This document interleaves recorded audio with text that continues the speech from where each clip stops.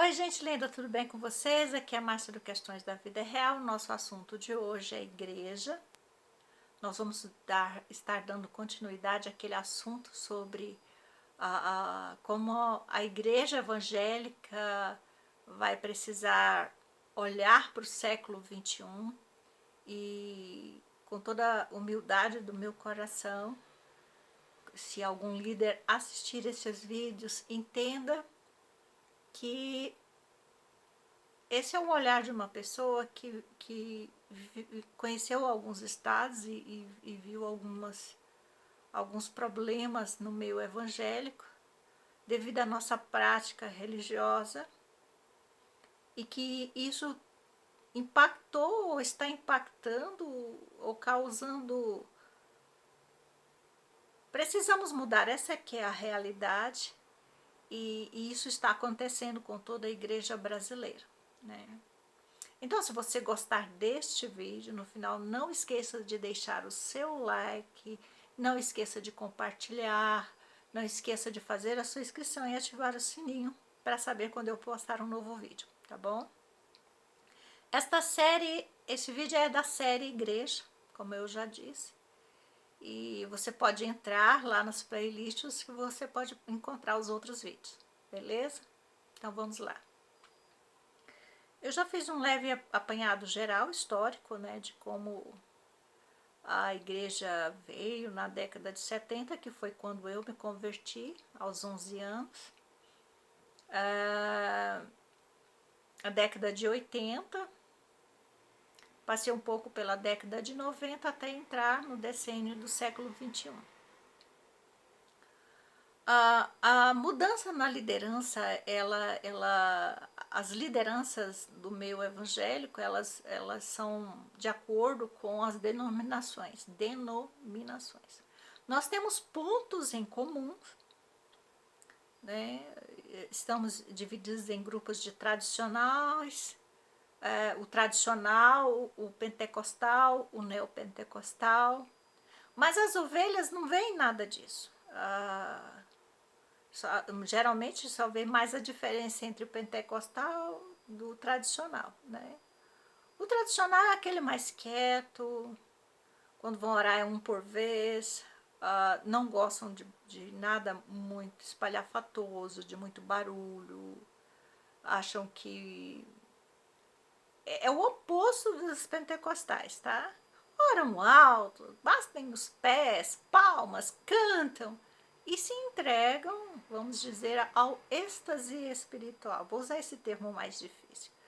Mas eles se entregam, é um momento de serem livres em sua fé. Sempre tivemos problemas com isso. Mas nós temos uma única certeza. Jesus Cristo é o único e suficiente Salvador de nossas vidas. E isso nos une. Então, não importa o nome da placa da igreja onde nós vamos congregar, lá se confessa a Cristo como o único e suficiente Salvador.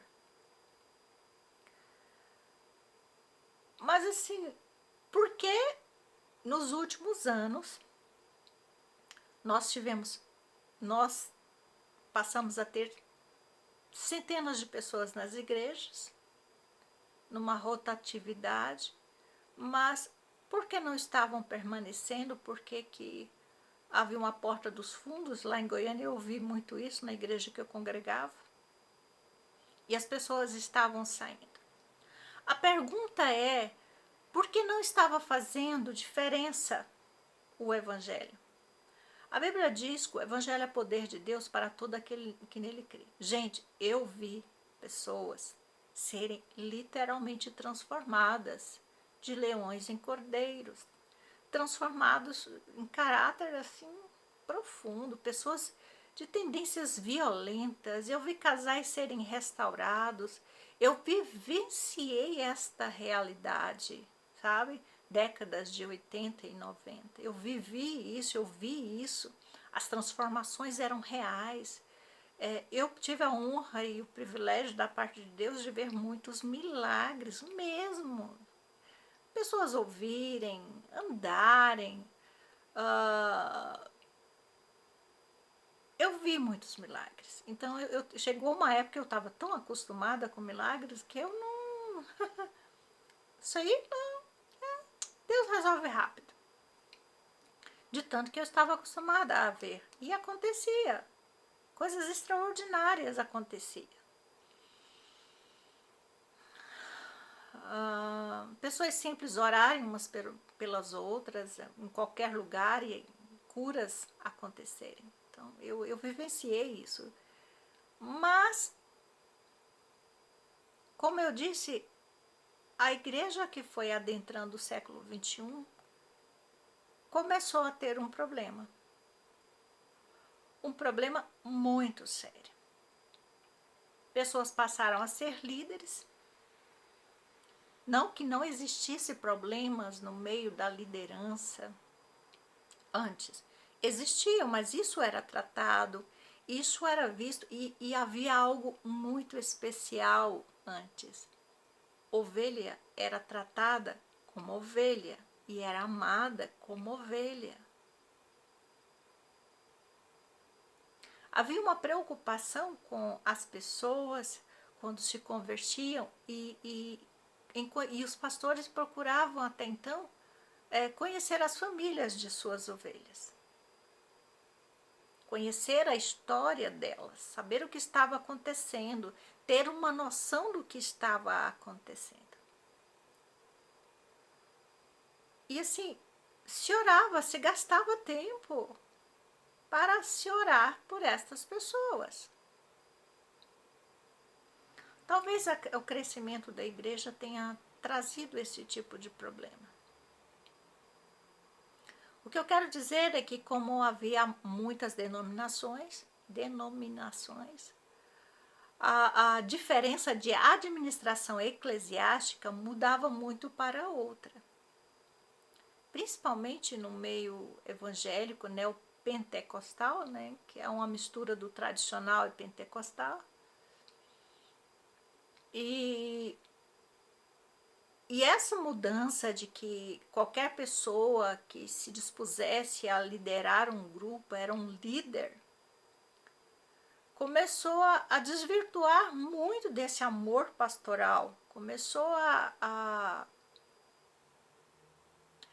as pessoas não...